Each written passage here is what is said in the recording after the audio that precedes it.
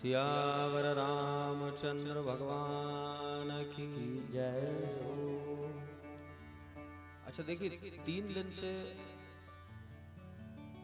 हम जो है एक चीज यहाँ पे इसमें ई को कम करो भैया। श्री राम श्री राम श्री राम, आवाज बढ़ा दो थोड़ी सी। सीताराम।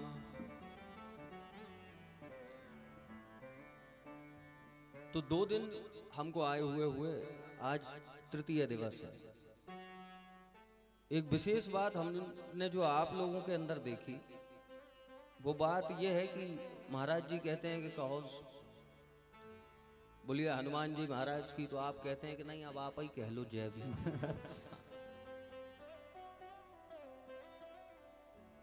अच्छा, हमको समझ में नहीं आया कि आप ऐसा करते क्यों हैं। यहाँ कीर्तन होता है, आप हम कई बार देखते हैं आप कीर्तन भी नहीं करते। ऐसा कतई नहीं है कि आपके भाव में कोई कमी हो। यदि आपके भाव में कोई कमी रही होती तो आप यहाँ होते ही क्यों, विराजमान ही क्यों।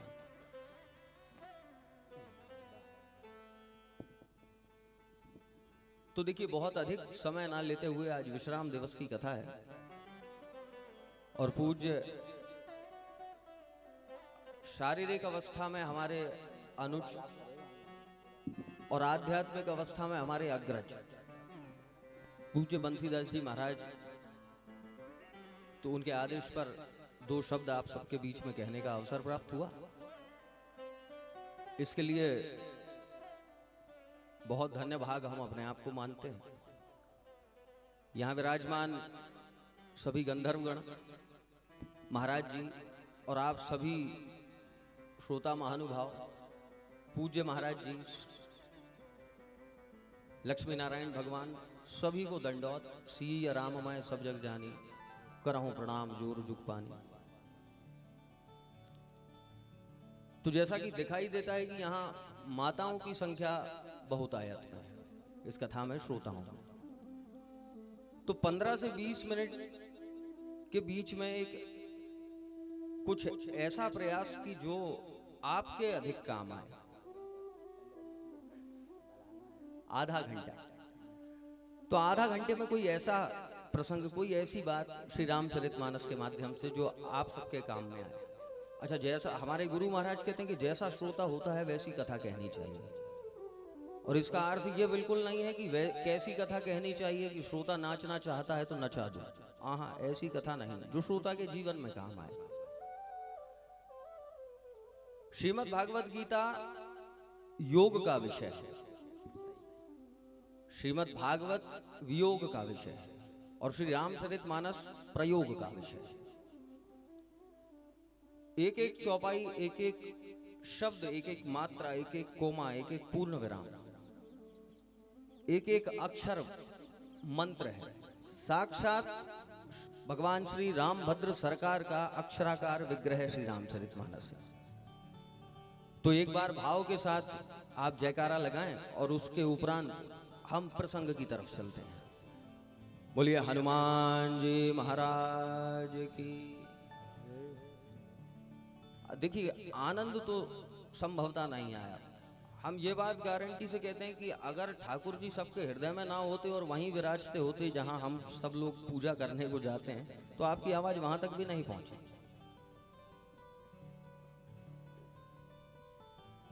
बोलिए सियावर रामचंद्र भगवान की।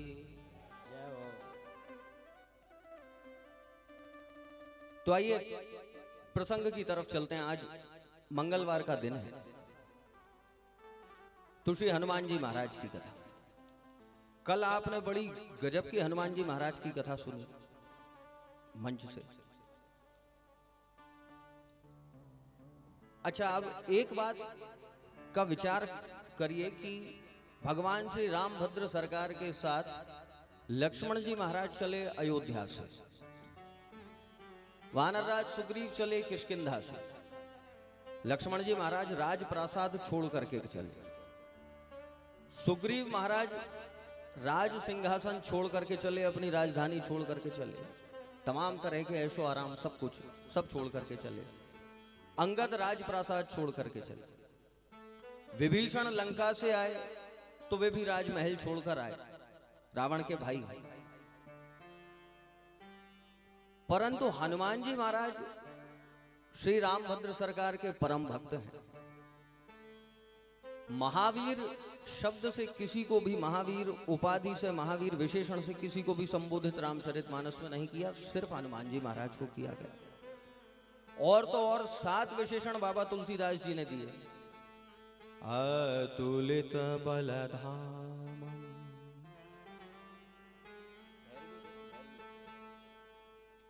अतुलित बलधामम हेम शैलाभिदेहम, धनुजवन कृशानम, ज्ञानी नाम अग्रगण्यम, सकल गुण निधानम, वानरा नाम अधीशम, रघुपति प्रिय भक्तम, वात जातम नमामि। ये 7 विशेषण दिए बाबा तुलसी ने। 7 विशेषण दिए वाल्मीकि जी महाराज ने। मनोजवम मारुत तुल्य वेगम, जितेन्द्रियं बुद्धिमतां वरिष्ठं, वातात्मजं वानरयूथमुख्यं, श्रीरामदूतं शरणं प्रपद्ये। तो ऐसी कौन सी विशेषता हनुमान जी महाराज में रही होगी? देखिए, कहने सारे ही पात्रों का स्तर श्रेष्ठ है, विशिष्ट है, और हम तुलना के योग्य नहीं, हम आप उनकी तुलना के योग्य नहीं, परंतु फिर भी कुछ विशेषता हनुमान जी महाराज की रही होगी। तो वो विशेषता कौन सी है? वो विशेषता है चित्तवृत्ति। भगवान श्री कृष्ण का दर्शन करने वालों में कंस भी है, भगवान श्री कृष्ण का दर्शन करने वालों में शिशुपाल भी है, भगवान श्री कृष्ण का दर्शन करने वालों में दुर्योधन भी है, कर्ण भी है, और बाबा भीष्म भी हैं, और अर्जुन भी है।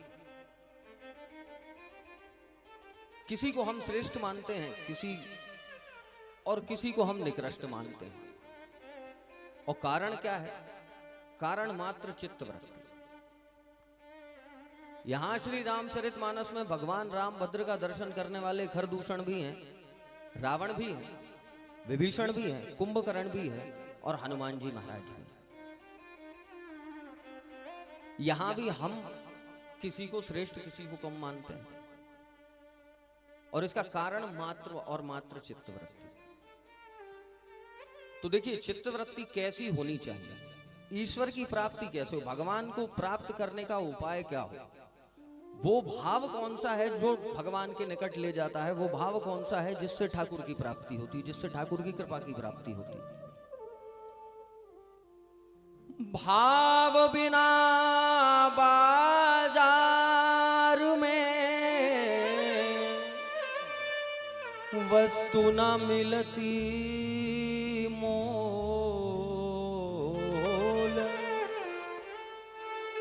भाव बिना हरि क्यों मिले, भाव सहित हरि बोल। तो वो भाव कौन सा है जिससे भगवान प्राप्त होते? अच्छा देखिए, जैसे कथा है, श्रीमद् भागवत की कथा है, श्री रामचरितमानस की कथा है, कथा की फलश्रुति क्या,